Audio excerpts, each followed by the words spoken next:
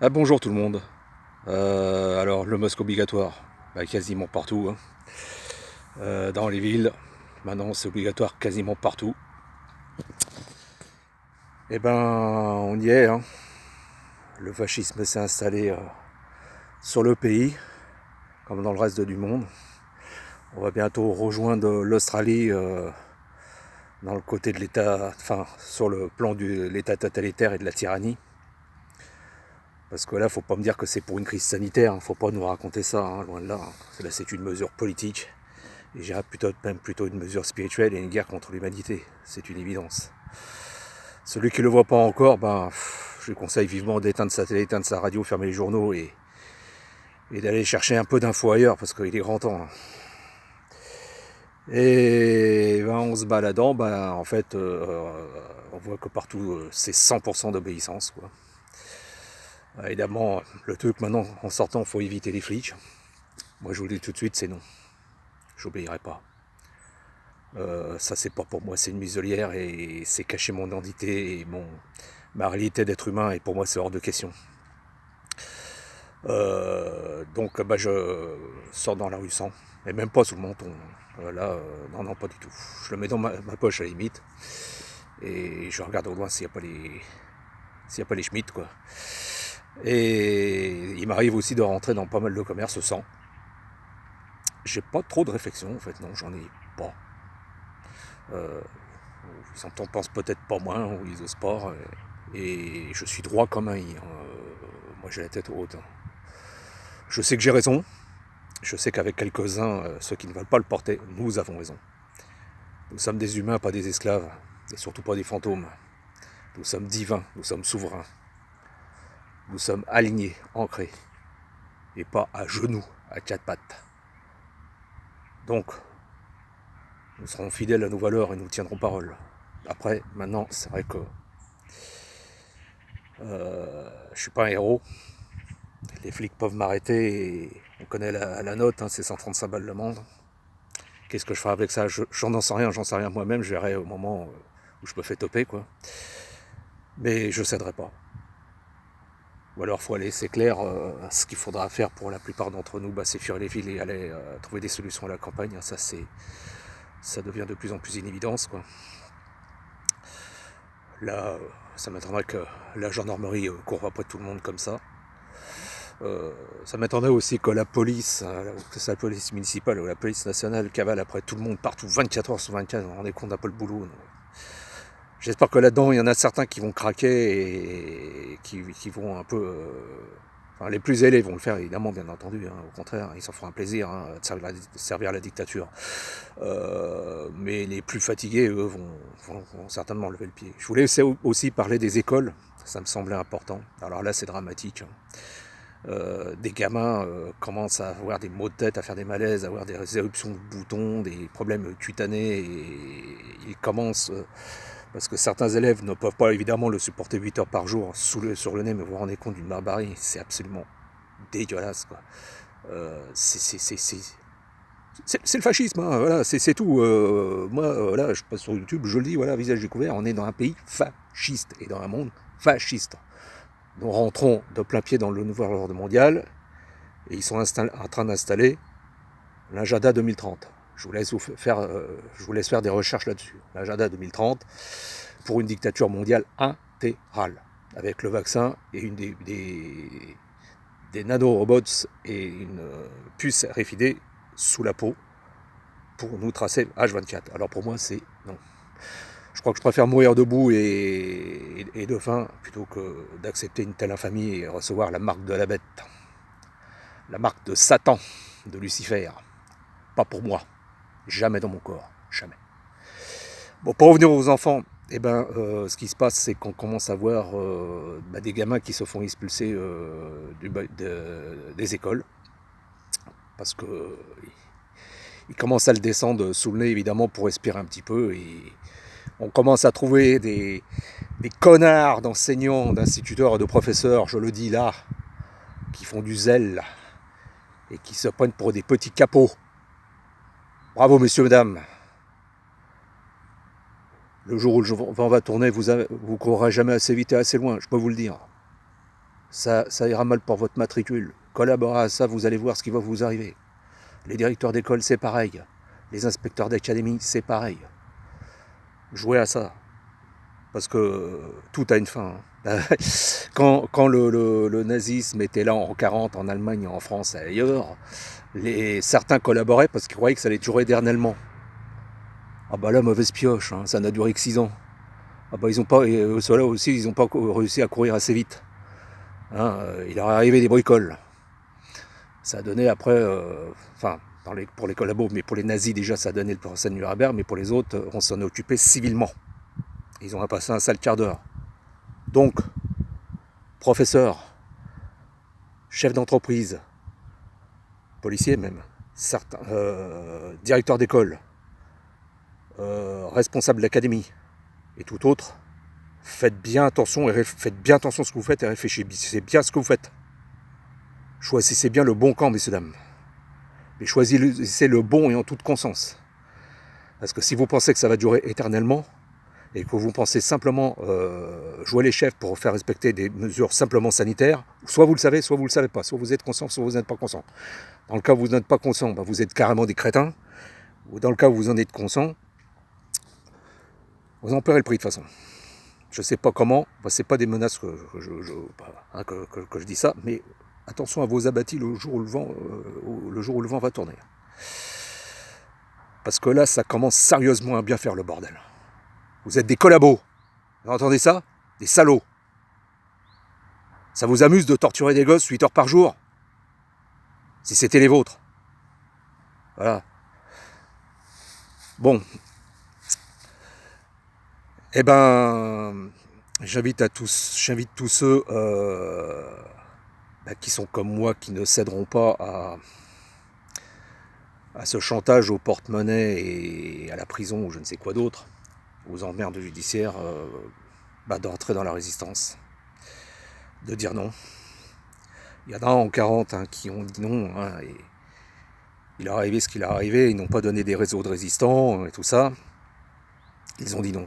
Certains sont sortis, certains ne sont pas sortis. C'est l'histoire qui bégaye. Les gens n'ont pas compris, ils ne lisent pas l'histoire, ils regardent BFM, CNews, LCI, toutes ces merdes.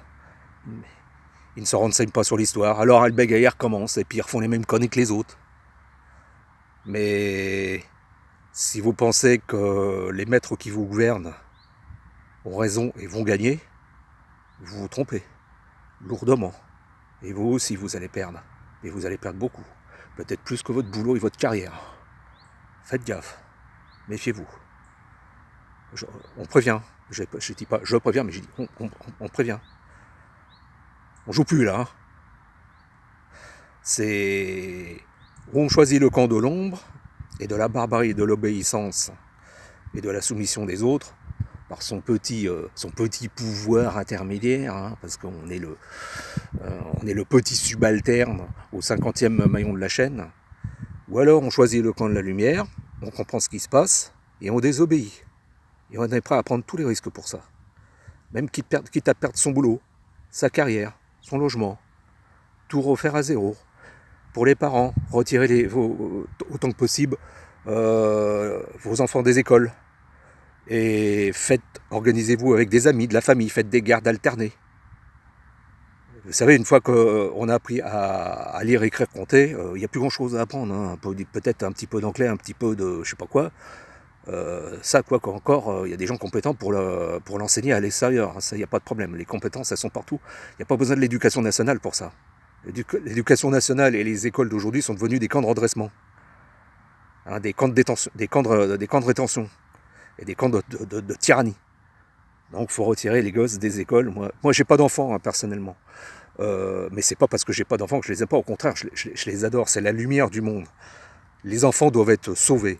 On reconnaît l'état d'une société à la façon qu'elle traite sa jeunesse et ses anciens. Des vieux sont morts dans les EHPAD. Certains n'ont pas été ramenés. On les a laissés crever comme des chiens. Et les gosses, on les bâche, on les bâillonne et on les empêche de respirer. Et ça se passe très mal. Au bout de 8 jours d'école, il commence déjà à y avoir des problèmes. Un jour, ça ira beaucoup plus loin. Donc voilà, je ne peux être qu'en colère évidemment de perdre un petit peu mon calme, parce que là c'est quand même extrêmement grave et extrêmement inquiétant et préoccupant de ce qui se passe en France et ailleurs dans le monde, hein, Belgique, Suisse, Canada, Allemagne, Angleterre, X pays, Italie, Espagne, Australie, Chine, et X, hein. Il y a 193 pays qui ont signé malheureusement l'agenda 2030, hein, c'est-à-dire l'avoir tout tracé pour le nouvel ordre mondial. C'est dramatique. Il y a peut-être des pays qui s'en sortent un petit peu mieux, comme la Suède et les Pays-Bas, où le gouvernement a décidé de ne pas obliger les gens à porter des masques.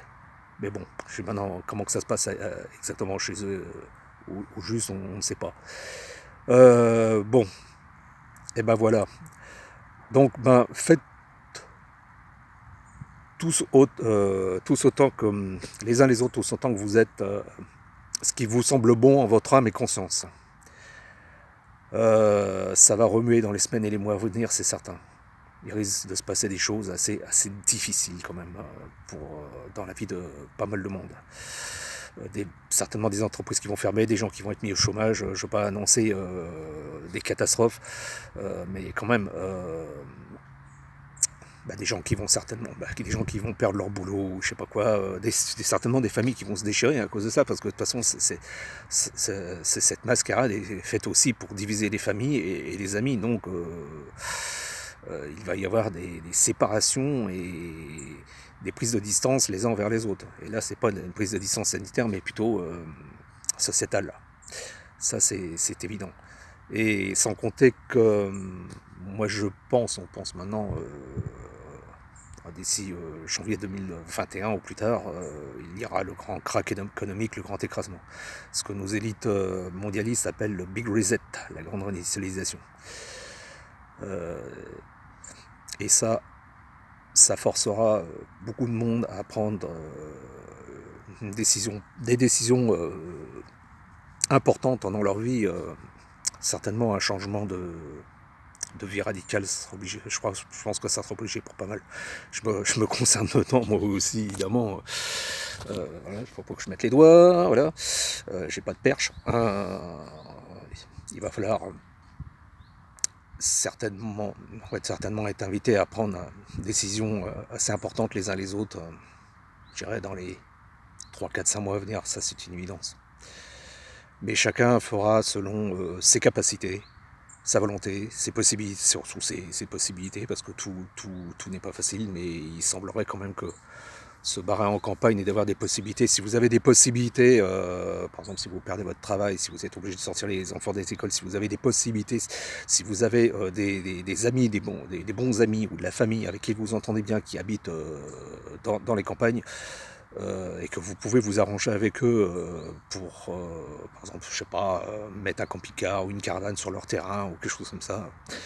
Je crois que ça peut être une des solutions. Il y a peut-être pas que celle-là, mais ça peut être une des solutions. S'ils ont une grande maison, une longère, des trucs comme ça, qui vous hébergent ou quelque chose comme ça, en attendant, c'est une solution de transit en attendant autre chose, quoi. Je pense qu'il y aura des solutions d'urgence dans un premier temps à choisir. Et faites aussi attention à la nourriture. Déjà, nourrissez-vous bien, nourrissez-vous le mieux possible. Si vous pouvez aller sur les marchés, c'est le mieux, hein. Au lieu de manger de la merde des autres, là. Pour être en santé, quoi, pour renforcer votre système immunitaire. Mais si vous pouviez aussi faire un petit peu des provisions de nourriture, de bonne nourriture, comme des riz, des patates, ça serait pas plus mal, ça serait beaucoup plus prudent. C'est vraiment ce qu'il faudrait faire. Là, il y a un monsieur qui passe. Voilà. Donc, que dire d'autre? Pas grand chose de plus. Prenez soin de vous. Soyez déterminés et sereins. Tranquilles, zen, bien dans vos pompes. Pour les plus crédules, les plus peureux, moi je pourrais que vous dire que d'arrêter télévision, radio et fermer les journaux et aller chercher vos infos ailleurs. Parce qu'il il vous dirige par la peur, c'est tout. Parce que tout ça n'est qu'un une mensonge, une mascarade. Il n'y a plus d'épidémie. Hein. Les virus, on vit avec tous les jours. Hein. C'est pas ça qui anéantit l'humanité. Par contre, ce qui reste que d'exterminer l'humanité, c'est le fascisme. Hein. C'est la dictature mondiale. Ça, c'est prévu d'ailleurs. Hein. Ils ont un plan pour faire diminuer la population mondiale de 95%. Déjà en passant par les vaccins, mais tout un tas d'autres technologies, hein, comme les chemtrails, ARP, et tout un tas d'autres petites douceurs dans ce genre. Quoi. Bon voilà, bah, je vous laisse, je vous quitte. Et salut, bisous à tous, prenez soin de vous.